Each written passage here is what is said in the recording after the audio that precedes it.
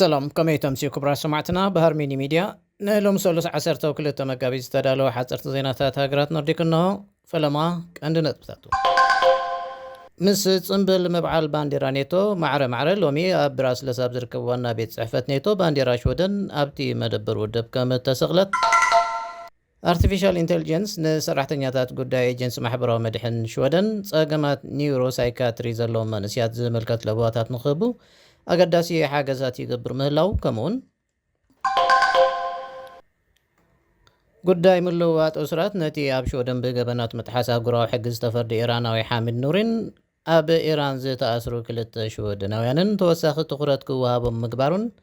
ካልኦትን ዜናታት ሒዝናልኩም ቀሪብና ኣለና ንምክትታልኩም ንዓደምና ሕጂ በቐጥታ ናብ ዝርዝራቱ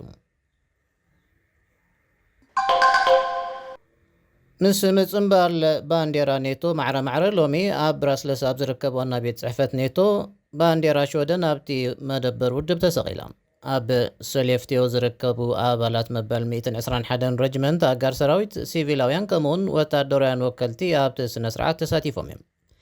ኣብ ብራስለስ ድማ ልኡኽ ሽወደን ናብ ኔቶ ኣብ ሰደቓ ውሳነ ሓድሽ መንበር ረኺቡ ከም ዘሎ ኣምባሳደር ሽወደን ኣብ ኔቶ ኣክሰል ሸርኖቭ ገሊጹ ኣሎ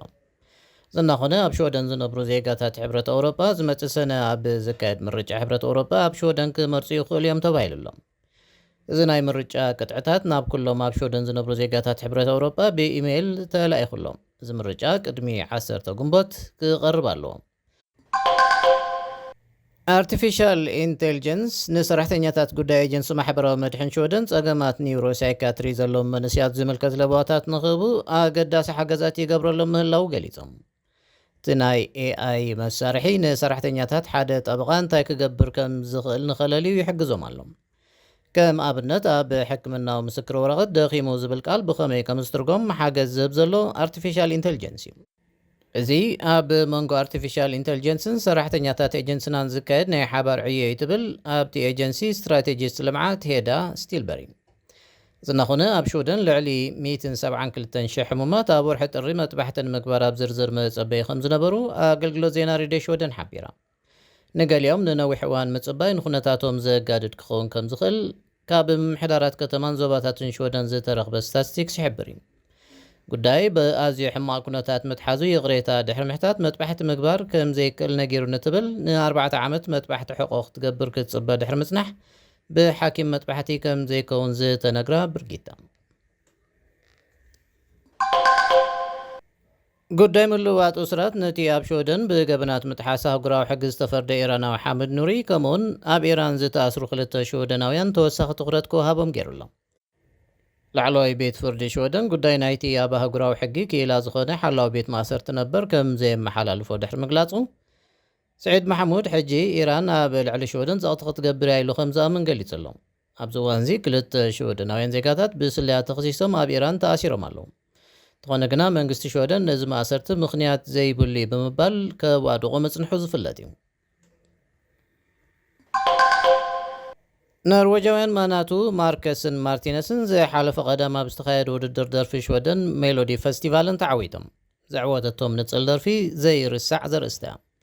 እዞም ኣብ መጀመርታ ዕድመ ኮቴትነታት ሒዞም ክኾባት ዝኾኑ ማናቱ ኣብ ወርሒ ጉንበት ኣብ ማልም ክወዳደሩ ብሃንቀውታ ይጽበዩ ከም ዘለዉ ገሊጾም ኣለዉ ንሽወደን ወኪልና ኣብ ዩሮቪዥን ክንሳተፍ ምዃንና ዓብዪ ክብሪ እዩ ክብሉ ድማ ገሊጾም ኣለዉ ምስ ሃርሜኒ ሚድያ ከም ዘለኹም ክብራ ሰማዕትና ኣብ መወዳእታ ፕረዚደንት እስራኤል ኢሳቅ ሄርዞግ ኣብ መኽፈቲ ቤተ መዘክር ናዚ ኣብ ኣምስተርዳም ኣብ ዝኸደሉ እዋን ነቲ እስራኤል ኣብ ቃዛ ተካይዶ ዘላ ወታደራዊ ስርሒት ዝኹንን ብርቱዕ ተቃውሞ ኣጋጢሙ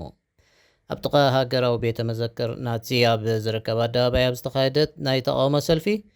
ተኽሱ ደው ክብል ዝጽውዑ ደሊት ፍትሒ እንተላይ ኣይሁዳውያን ተረኺቦም ነይሮም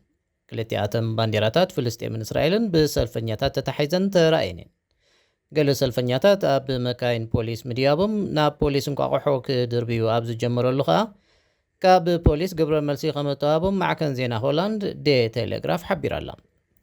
ኣይሁድ ኣንጻር ምጽናት ዓሌት ከምኡን ወዲ ሓደ ካብ ናዚ ዝደሓነ ሰብ ከምዚ ይብል ናዚ ኣብ ቃዛ ትፍጽሞ ዘላ ቅትለት ደው ተብል ዝብሉ ጭርሖታት ድማ ተጋዊሖም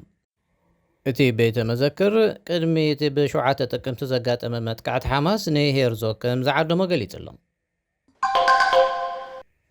እምበር ክቡራት ሰማዕትና ንሎም ዝተዳለወ ሓፀርቲ እዋናዊ ዜናታት በዚ ፈፂምና ኣለና። ምሳና ብምፅናሕኩም ኣዚና እናመስገና በዚ ንሰናበተኩም ሰላም